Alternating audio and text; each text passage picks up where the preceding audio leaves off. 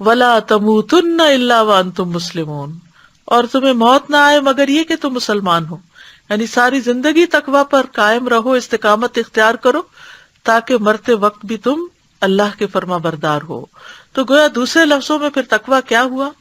مسلسل اللہ کی فرما برداری کی حالت میں رہنا اور اس کے لیے تگ و دو کرنا. ہم سب جانتے ہیں کہ موت ایک اٹل حقیقت ہے، ہم میں سے ہر ایک کو واپس جانا ہے.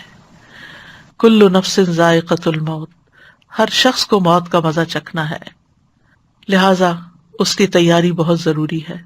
دنیا میں اگر ایک چھوٹا سا سفر بھی درپیش ہو تو گھنٹوں پہلے اور بعض اوقات دنوں اور ہفتوں اور مہینوں پہلے تیاری شروع کر دیتے ہیں. لیکن موت کے لیے ہم کیا تیاری کر رہے ہیں؟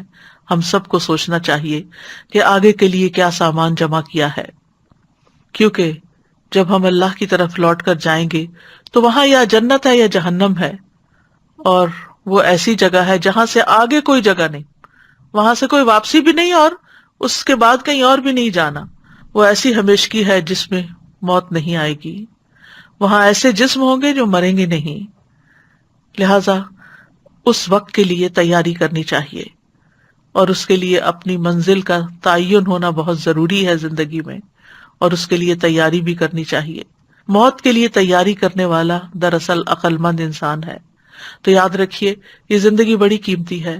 آج عمل کا وقت ہے اور کل حساب ہوگا، اور عمل کا وقت نہیں رہے گا.